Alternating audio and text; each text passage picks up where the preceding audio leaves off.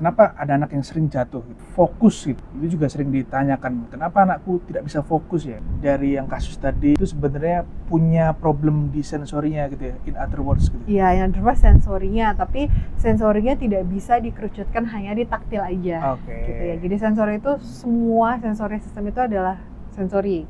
Proprioseptifnya tidak terstimulasi dengan baik gitu. Dia pasti jalannya jinjit nanti. Atau misalnya taktilnya tidak banyak distimulasi, dia pasti akan mudah jijian. Atau auditorinya tidak banyak terstimulasi, dia akan kesulitan nanti ketika pemrosesan bahasa juga, karena kan ngefek di pendengaran. Piramida belajar tadi sangat berpengaruh gitu ketika akhirnya anak-anak ini remaja bahkan dewasa. Sampai dewasa. Jadi untuk orang tua di sana memang mesti ya mempelajari lah ini soal ini piramida belajar gini agar perkembangan anaknya dia bisa awasi. Karena dari sebelum academic learning yang paling penting itu kan adalah integrasi sensorik dan motorik. Ya. Jadi jangan paksa anakmu kalau dia belum siap. Kuatkan di sensoriknya, kuatkan di motoriknya. Aku merasa orang tua tuh karena mikir kalau sensori mau main sensori ya aku harus ikut kelas sensorik gitu ya. Atau kalau aku ingin motorik ya aku harus ke playground. Gak usah ke playground. Anakmu lari aja udah part of the motorik. Padahal di belakang rumah aja bisa. Di belakang rumah bisa, di halaman rumah bisa, di rumah sebelah juga bisa. Rumah sebelah.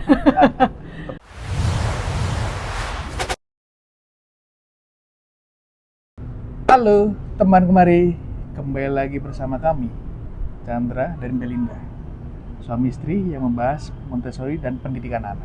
Ya. Saya seorang content creator, videomaker, filmmaker, dan beliau adalah seorang guru yang bekerja di sekolah Montessori selama 8 tahun. Ya, saya mau cerita dulu. Oke, boleh. Jadi kalau dengar-dengar dari cerita parents lain ya, orang tua lain, ya. Itu ada anak yang kenapa ada anak yang sering jatuh gitu.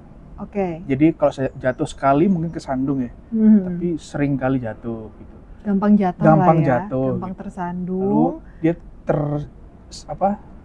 kejeduk gitu, sering kejeduk gitu.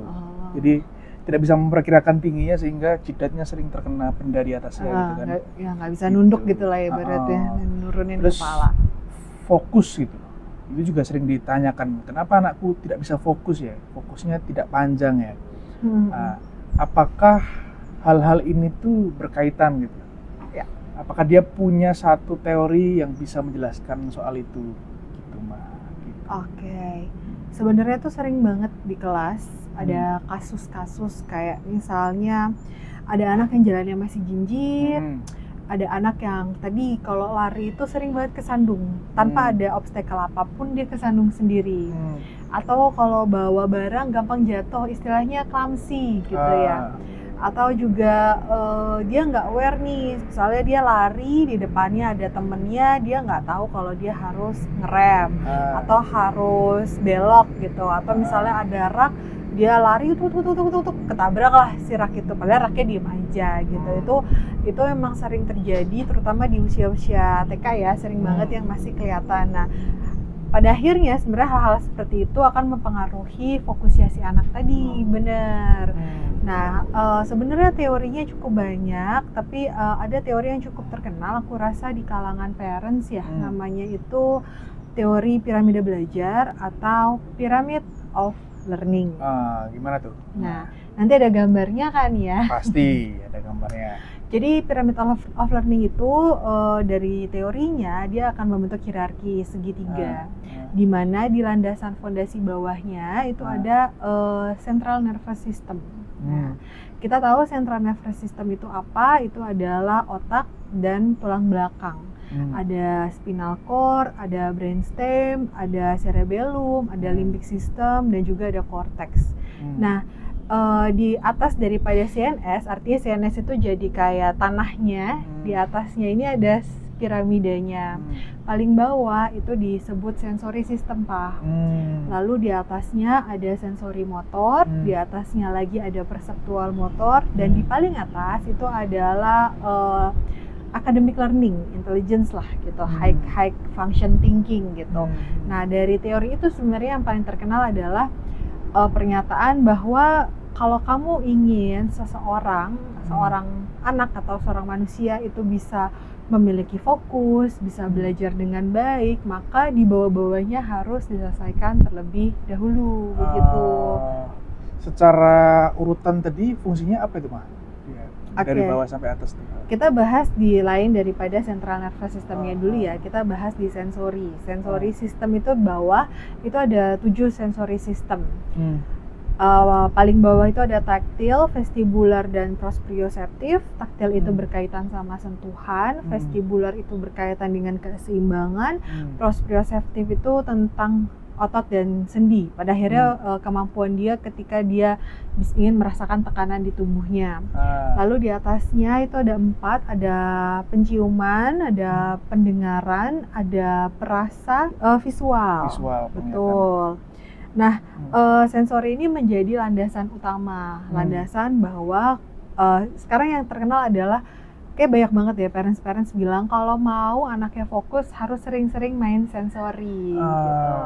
Kalau mau anaknya fokus harus latihan sensori, sehingga muncul tuh banyak kelas-kelas sensori. Cuman perlu digarisbawahi bahwa ketika kita bicara sensori, kita nggak cuma bicara tentang taktil, kita bicara semuanya, literally dari visual, dari auditori, penciuman, perasa, taktil termasuk. Lalu jangan lupa ada vestibular, keseimbangan, ada proprioceptif terkait otot dan sendi. Nah, kadang orang berpikir bahwa 2 itu tidak masuk dalam sensori, itu masuknya ke dalam motorik. Padahal basically secara struktur otak, sensori korteks dan motorik korteks itu juga cukup berdekatan gitu loh.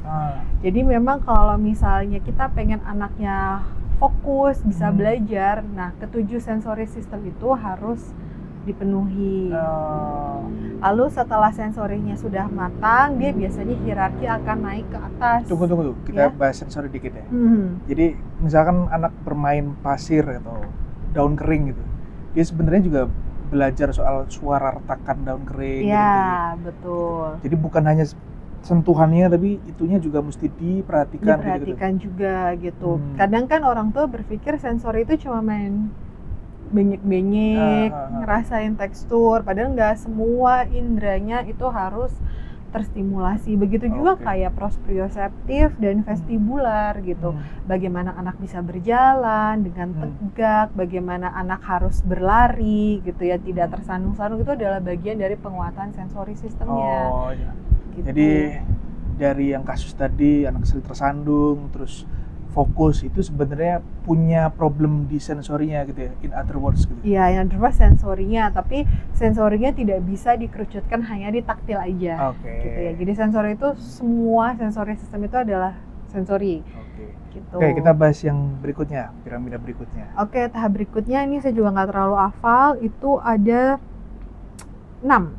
Ada postural security, itu sensori motor, awareness of two side of body, motor planning, reflex maturity, ability to screen input, sama body schema. Jadi body schema. Jadi di sini dia sudah menyadari tentang tubuhnya sendiri.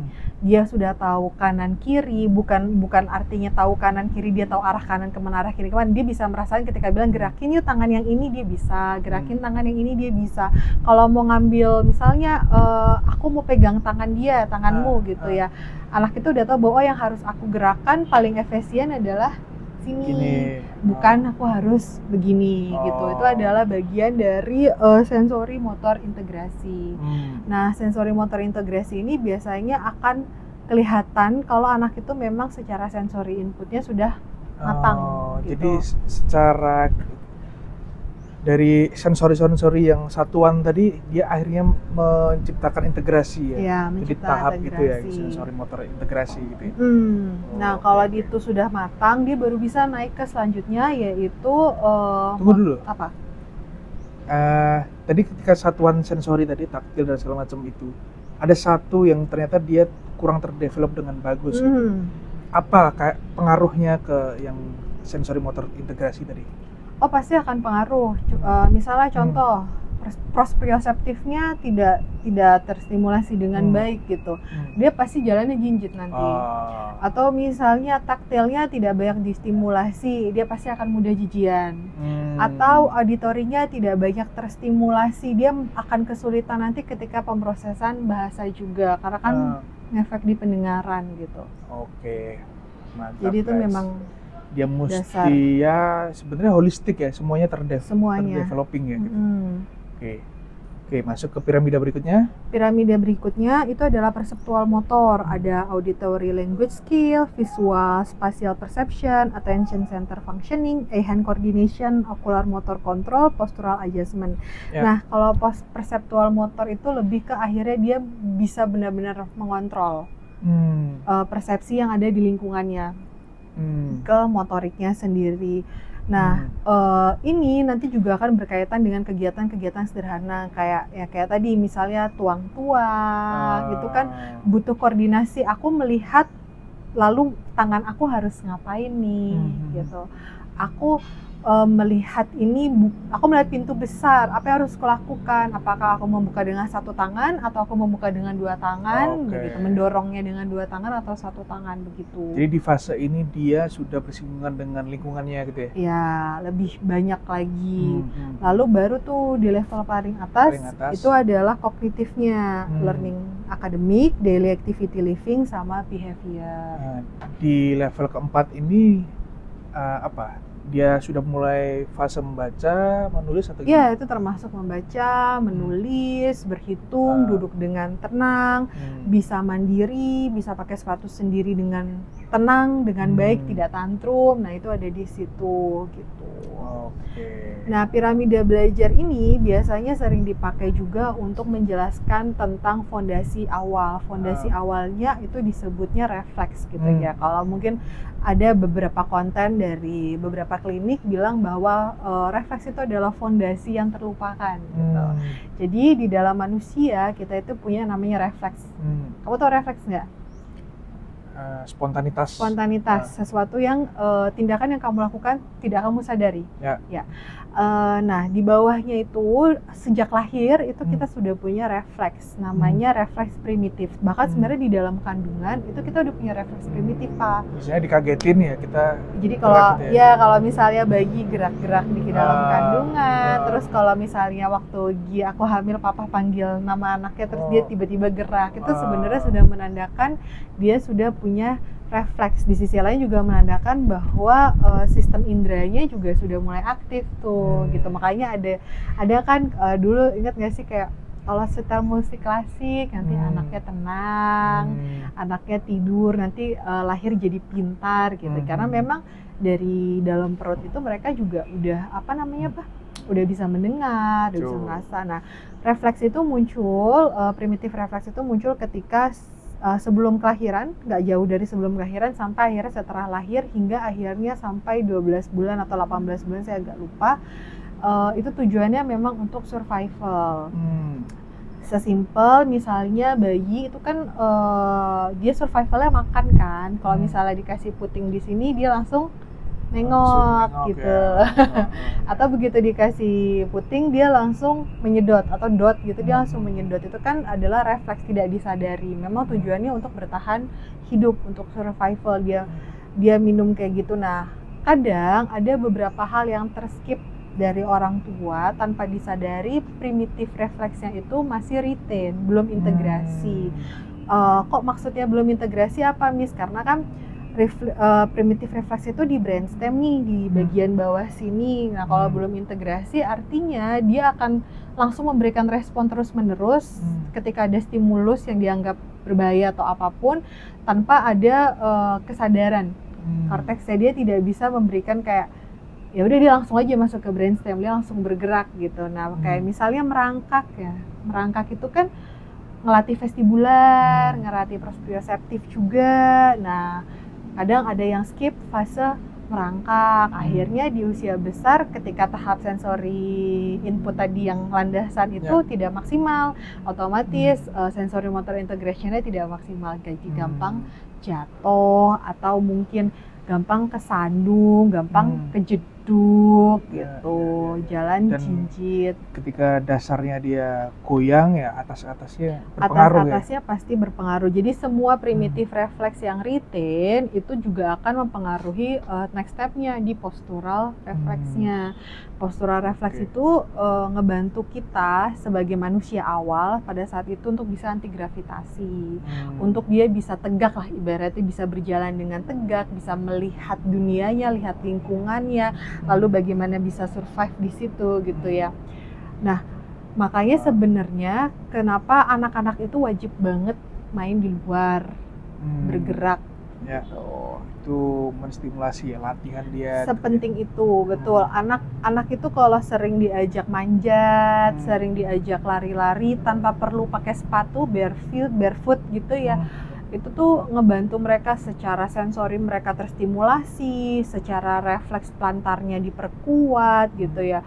Terus taktil di bagian kakinya juga diperkuat. Lalu dia bisa melihat, dia bisa memprediksi nih seberapa jauh aku lari, seberapa capek aku lari dengan visualnya gitu, sehingga akhirnya ada integrasi di situ. Wah, menarik sekali guys. Itu dari kandungan setel musik klasik dia punya pengaruh refleks tadi ya. Enggak, bukan. Kalau yang di kandungan itu memang belum terbukti secara saintis. Cuma ketika kita memberikan suara atau musik, kenyataan bahwa bayi itu memberikan respon itu sudah menunjukkan bahwa mereka itu sebenarnya dari dalam perut mereka sudah bisa mendengarkan. Betul, musik klasik guys, jangan sound horek ya. Ya boleh juga, nggak apa-apa. Nanti loh nggak apa-apa, musik itu kan selera. Musik itu selera. Gak masalah. Jangan nanti speakernya di samping ibu hamil itu kan bermasalah juga ya, terlalu kencang guys kalau sound horek gitu. Pakai headset. Ica cello, apa sih? Gitu. Sound horek pakai headset. Oke. Kalau soal ini nih, apakah di setiap piramida tadi, fase piramida tadi ada umurnya gitu? Apa yang dia mesti ditrain di range umur berapa sampai berapa gitu ada nggak? Sepertinya sih ada ya, sepertinya ada. Ada beberapa gambar yang menunjukkan usia, tapi menurutku kayaknya yang penting dipahamin aja di step by stepnya, gitu. Intinya kalau ada masalah, misalnya anakmu umur 4 tahun kok kalau misalnya dia sering nggak bisa ngestop gitu. Kemarin ada kasus begitu ya, dia kayak udah usia 4 tahun, jadi dia sering banget nabrakin temennya, tapi kita tahu hasil observasinya dia nabrakin bukan pengen sengaja menyakiti gitu loh, tapi emang dia nggak bisa kontrol. Nggak bisa kontrol ketika deket itu dia bener-bener sampai harus nempel pek gitu, sampai anaknya jatuh gitu. Nah itu pasti ada something yang harus diselidiki gitu ya. Dan waktu itu memang panggil mamahnya, dia merangkak tidak terlalu lama, makanya akhirnya dikasih treatment, ayo kita merangkak dulu lagi aja gitu. Sepenting itu merangkak guys ya. Kalau dia kan level kognitif tadi membaca, menulis, berhitung ya. Pertanyaanku adalah dia sampai ke saat dia remaja dan dewasa ke kurang developingnya piramida tadi, efeknya sampai ke remaja gitu. Sampai ke dewasa. Contohnya apa kalau ke remaja? Contoh ya, kayak misalnya baca buku aja deh. Baca buku itu kalau kita orang dewasa itu kan ada jenis-jenis cara duduk biar baca buku. Kelihatan kalau kamu lebih condong gini nih, kayak misalnya dudukku kayak gini, pasti dulu ada sesuatu yang nggak seimbang. Jadi akan lebih mudah lelah gitu. Ada yang karena fisikal dia sangat. Coba kamu nulis begini kan? Oh iya betul guys. Saya selalu diajak teman-teman saya dari sekolah dulu, termasuk Anda juga mengajak juga. Dia nulis saya gini. Jadi dia nulis itu dia gini. Kertas gini. Capek nggak? Ya nggak capek sih, udah terbiasa sih. Tapi kalau nulis panjang banget capek? Ya mungkin. Terus tulisannya makin berantakan ya, kan? Nah itu sebenarnya efek. Itu efek dari mungkin waktu kecil, ada misalnya nih waktu kecil nih otot bahumu itu masih terus bekerja ketika kamu nulis. Harusnya kan pelan-pelan nih diintegrasi sampai akhirnya yang bergerak ini aja. Nah sehingga akhirnya sampai dewasa ke bawah. Dan itu ngebuat jadi lebih secara fisik akan terasa capek, lelah, nggak betah gitu. Atau gini, ada anak yang dia karena nggak merangkak, dia kadang kesulitan crossing midline. Jadi kalau dia baca buku, kita bisa baca buku itu kan harusnya di tengah ini kita mata begini ya. Dia nggak bisa, dia akan gini. Oh. Gitu. Itu kan sebenarnya bikin pegel. Ya, bikin pegel dan akhirnya ngebuat si orang yang ngebaca kadang ngerasa bahwa malas baca banyak-banyak gitu. Karena aku capek. Jadi bisa efek sampai dewasa kok. Ya. Tapi secara mental dan pikiran dia berpengaruh nggak? Kalau tadi kan fisikal ya. Pengaruh. Tapi sebenarnya berpengaruh sih karena fisik ya berpengaruh ke mental dan pikiran juga. Moro refleks itu lumayan banyak. Moro refleks sebenarnya sistem pertahanan diri fight, flight, freeze gitu ya. Nah kalau itu tidak integrasi, misalnya dulu waktu kamu kecil kamu dijatuhin, kamu tidak begini, kan kalau anak dijatuhin langsung dia nyari sesuatu gitu kan. Itu ternyata masih aktif, bahkan di awal-awal usia tuh kerasa dia nggak nyaman di tempat ramai, cemas di tempat ramai. Di dewasa efeknya apa? Gampang sekali anxiety. Jadi kayak kamu ngerasa tiba-tiba keringet dingin pas disuruh maju ke depan. Iya. Gitu, terus gemeter, gampang panik di situasi ramai atau bahkan di situasi tertutup yang akhirnya berubah jadi fobia. Makanya kalau kemarin kita belajar, kalau anak moronya tiba-tiba aktif saat diajari sesuatu, kita nggak boleh paksa. Harus ditenangin dulu baru kita bisa masuk gitu. Sesimpel gini deh, kalau misalnya kamu diajarin guru yang teriak sama kamu. Kamu kan langsung sistemnya moronya aktif ya. Pertahanan dirimu langsung begitu. Dia mau ngomong apa kamu nggak masuk kan? Nah, begitu. Jadi piramida belajar tadi sangat berpengaruh gitu ketika akhirnya anak-anak ini remaja bahkan dewasa. Sampai dewasa. Jadi untuk orang tua di sana memang mesti ya mempelajari lah ini soal ini piramida belajar gini agar perkembangan anaknya dia bisa awasi gitu. Betul. Nah, pertanyaanku selanjutnya adalah untuk orang tua nih di luar sana nih, apa yang mesti dia perhatikan kepada anaknya dalam konteks piramida belajar ini yang paling dia mesti perhatikan gitu. Karena dari sebelum academic learning yang paling penting itu kan adalah integrasi sensorik dan motorik. Jadi jangan paksa anakmu kalau dia belum siap. Kuatkan di sensoriknya, kuatkan di motoriknya. Nggak perlu kegiatan terstruktur kok, nggak perlu kegiatan yang kayak di sekolah itu ada jadwal ya. Kau ajak aja anakmu main di lapangan, nggak usah ke playground berbayar mahal-mahal, nggak usah. Silakan ajak main di lapangan, di pantai, terus mungkin di sungai. Pokoknya hal-hal yang berbau outdoor, ajak dia kotor-kotoran, tidak usah pakai sepatu, tidak usah gimana-gimana banget karena supaya nggak kotor nanti gampang lah kan bisa mandi. Itu sesimpel kegiatan kayak gitu 30 menit 1 jam setiap hari gitu ya. Ibunya pun nggak usah ikut main sebenarnya, cuma kayak liatin aja. Dia pasti akan eksplorasi dengan sangat banyak, dan eksplorasi itu benar-benar memenuhi kebutuhan sensoriknya, kebutuhan motoriknya dengan sangat maksimal gitu. Jadi nggak usah kayak aku merasa orang tua tuh karena mikir kalau sensori mau main sensori ya aku harus ikut kelas sensorik gitu ya. Atau kalau aku ingin motorik ya aku harus ke playground. Nggak usah ke playground. Anakmu lari aja udah part of the motorik. Padahal di belakang rumah aja bisa. Di belakang rumah bisa, di halaman rumah bisa, di rumah sebelah juga bisa. Rumah sebelah. Tetangga. Bisa. Gitu. Betul. Oke, menarik sekali. Ada yang mau ditambahkan ya yang belum aku tanyakan? Udah sih kayak gitu. Udah ya? Oke. Itu buat orang-orang tua di luar sana gitu. Piramida belajar sangat penting gitu. Jadi ya kita belajar bersama lah untuk perkembangan anak kita yang lebih baik ke depannya gitu. Terima kasih. Saya Chandra dan Belinda pamit undur diri. Sampai jumpa di podcast selanjutnya. Dadah.